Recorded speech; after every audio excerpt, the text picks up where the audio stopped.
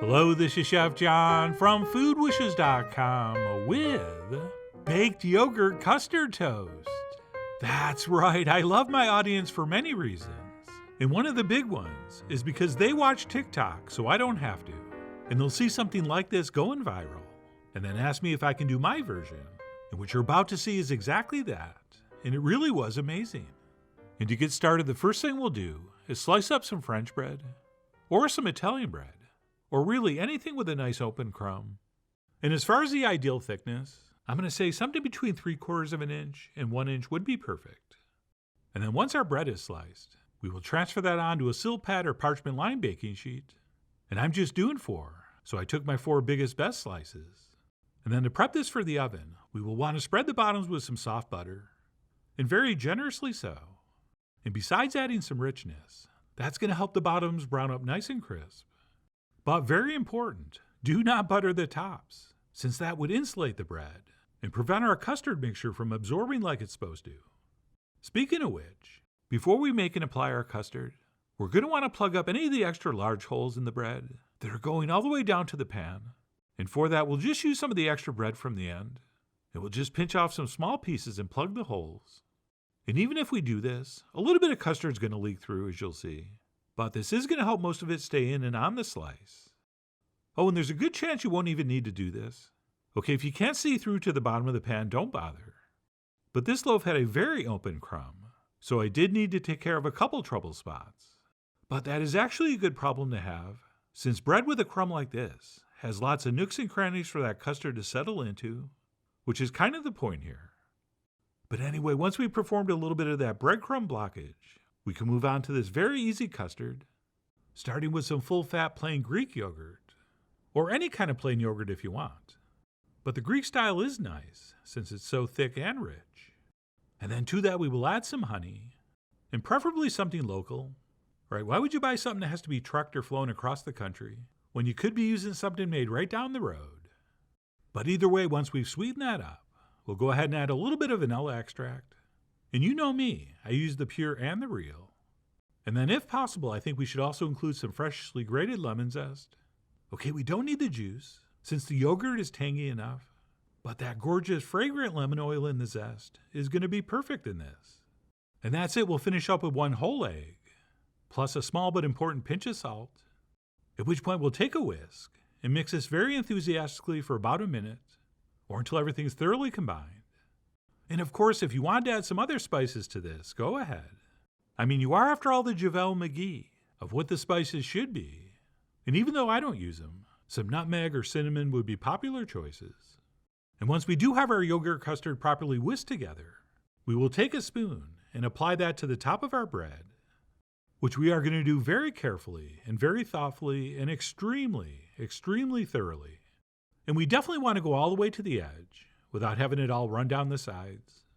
And while we're applying it, we're kind of pressing down with the spoon in an effort to get full penetration down into the crumb of that bread. In fact, if you're not in a hurry, once you've applied as much as you can to the tops, you could let this sit for like 15 or 20 minutes, or even longer, and give that bread a little bit of time to soak things in, and then we can come back and maybe even apply a little more to the top. But anyway, the point is don't be in a hurry, and apply as much as you can. And by the way, the recipe for the yogurt custard mixture should be exactly enough for about 4 slices this size. But of course, that's going to depend on the size and shape of your bread. So if it's smaller, you might be able to get 5 or even 6. But you'll figure it out. And in a perfect world, one way or another, we're going to use all the custard we make. And that's it. Once we've reached maximum custard capacity, these are now ready to pop into the center of a 400-degree oven for about 25 minutes. Or until our custard's set and the edges of our toast are beautifully browned, and it hopefully looks like this. Oh yes, now that looks like something that's going to be good for breakfast, or brunch, or lunch, or any other meal. And if everything's gone according to plan, thanks to that butter, the bottoms of these should be nicely golden brown as well. Oh, besides that beautiful buttery crust, as I mentioned, some of that yogurt custard is going to leak through, but that's not a problem, since it does caramelize and crustify onto the bottom surface quite nicely. And then as far as service goes, I'm going to go ahead and plate up 2. And then I like to top it with some fresh fruit, this time in the form of blueberries and strawberries. that I simply tossed with a little bit of maple syrup, as well as a little squeeze of lemon juice. And once that was spooned over the top, I finished up with a few curls of lemon zest. And that's it. This absolutely stunning plate of food was ready to enjoy. So I grabbed a fork and knife and went in for the official taste. And that, my friends, if I'm being honest, was way better than I thought it was going to be. Okay, I knew all the ingredients were going to be delicious, but I was a bit skeptical that such a thin layer of custard was going to deliver enough flavor and texture. But it did, in a surprisingly intensely flavorful way. And yes, wherever we had those nice large nooks and crannies, we have a good amount of custard. But as you can see, when I make a cut near the crust, where we had a tighter crumb and less air pockets, even there, where the layer of custard was thinner, there was still enough to somehow make it work. But having said that, most of the bites we're going to take are going to be a combination of deep custard penetration and shallow custard penetration. And to summarize, the overall effect is very delicious and more than satisfying enough.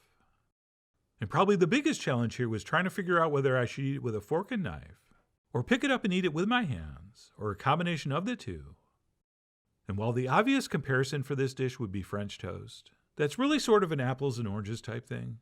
Since what we really should compare this to, and what it reminded me most of, was a good old-fashioned cheese Danish, which are one of my favorite pastries, and generally feature a very thin layer of that sweet cheese topping.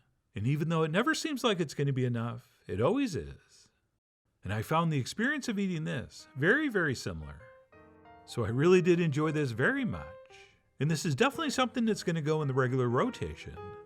But whether you end up making this on a regular basis, or you save it for some kind of special occasion, either way, I really do hope you give this a try soon.